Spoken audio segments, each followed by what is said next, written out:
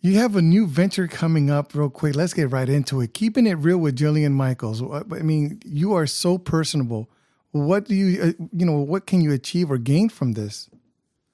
Oh my gosh, you're so sweet. There are many that would beg to differ with you. The podcast is available anywhere you get your podcasts, but we're simply sending people to YouTube, search Jillian Michaels, and subscribe. It's totally free.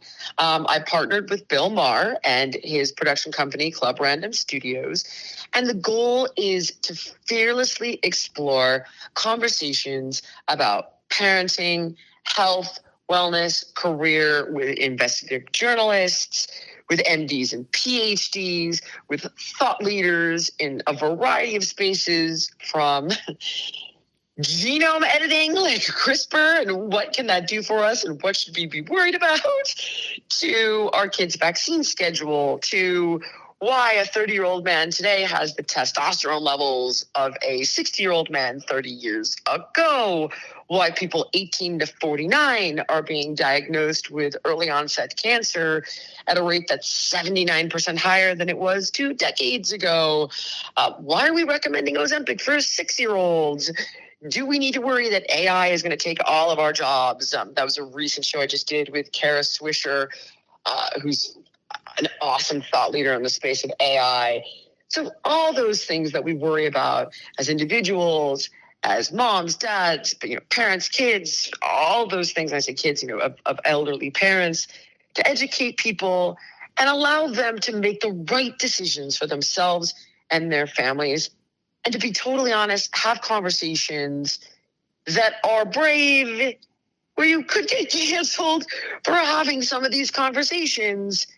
And that's what Bill wants. He wants his hosts to be able to explore these things in a fearless manner. And he's basically said, don't worry. Talk to who you want to talk to, explore it. And if we get kicked off one channel, I'll move us to another. Do what you need to do. And that's what we're trying to do. Very good. He has created a safe environment for you. You are known to create very, very unique environments for people.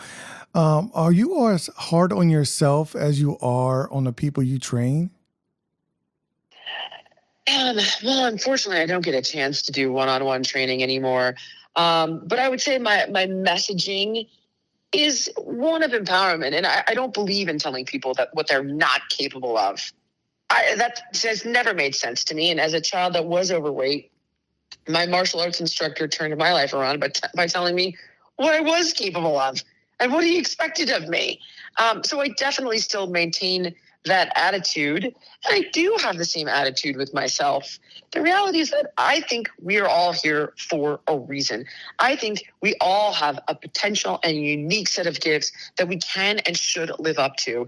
And when you treat people like they can become everything they're meant to be, they will become it.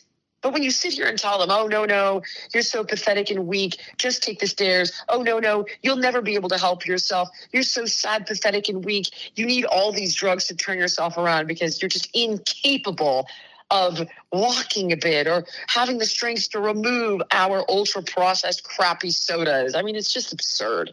So yes, I am I am kind of demanding of the audience in that I believe they're capable of anything they set their mind to when they're treated as such and given the information, so that when they take action, they get the powerful results that will build their confidence and their belief in their abilities. It's said that for you to make your physical change, it has to start with the mental. And I guess by you providing so much information and education, you are doing that and helping people readjust their mind so they can get into that mental space so they can change that physical.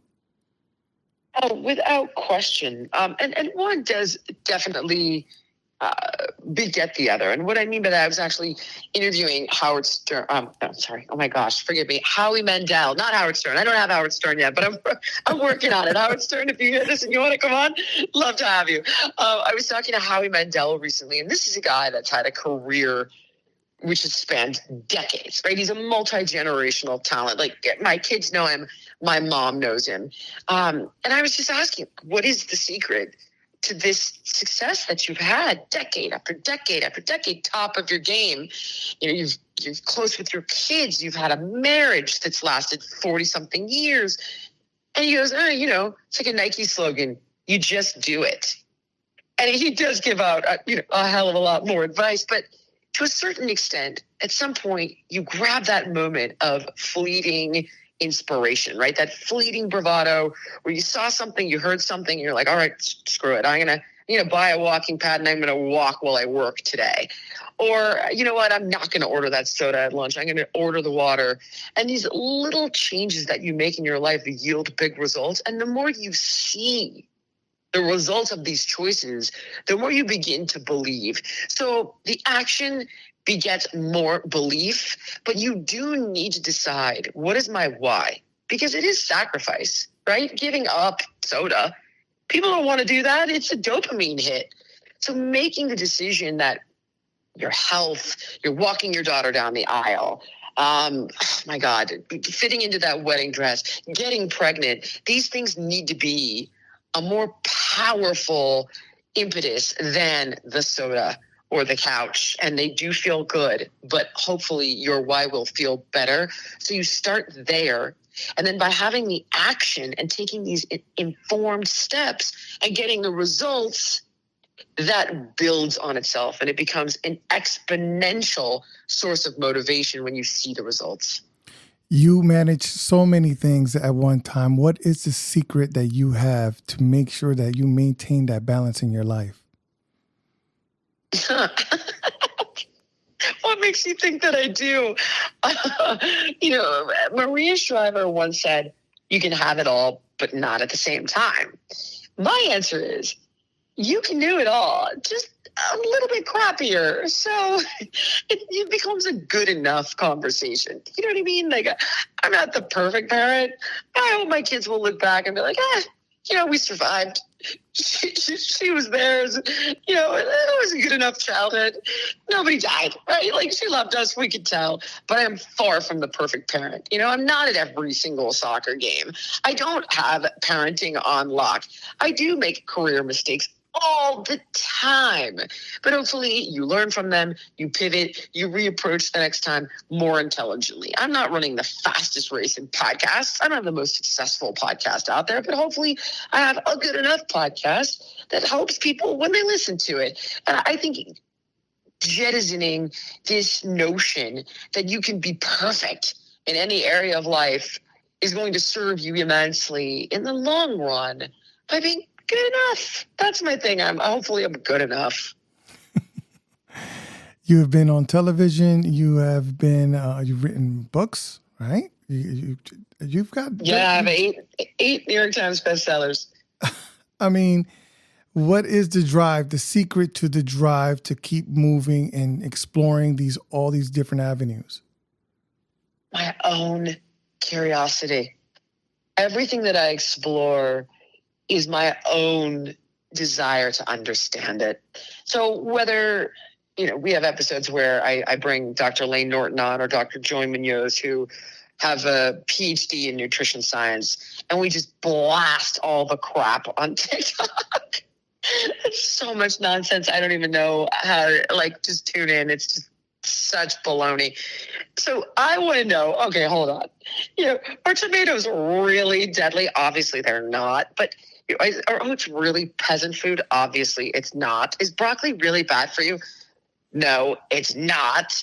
But simple things like that I want to explore and I want to smack down because it's such bad advice for regular people. And subsequently, when you go to the doctor and you get, let's say, a total cholesterol of 200, what does that mean?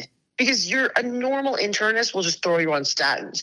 But then when you bring on a world-renowned cardiologist like Dr. Arthur Agatston, he helps explain to you, like, hey, you need a calcium score. You need to ultrasound your carotids. They need to check your liver and see if you have the beginnings of fatty liver. You need to check and see if you have an enzyme to remove cholesterol or you're lacking it. Now you're empowered to go back and talk to your doctor, right? And ask the right questions. So you, by the way, you may have a cholesterol number that's lower than 200, and you may need statins. You may be at 300 and not need statins. These are the things that I want to understand when I go to the doctor. What tests do I need? How do I talk to my doctor about them? It's all about my own journey and health and empowering myself. And that's the stuff that I kind of want to pay for, that I want to pay forward and give to people to use if they choose to. I am so happy that you have this platform to sell, to not sell, but to share this plethora amount of health knowledge with the crowd out here in our in our audiences. What is the main thing you want everyone to get from this podcast?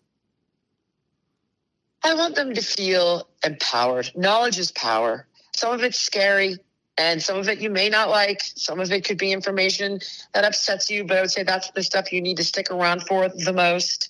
I want all of your feedback. We're working really hard, and when I say we, I have a team of producers to present both sides of every argument. But having both sides, even when you don't agree with one side, at least you're able to understand the other side. You're able to take in all the information. You're able to digest it. You have the truth as far as we can present it with the facts that exist, and then form your own opinions about it.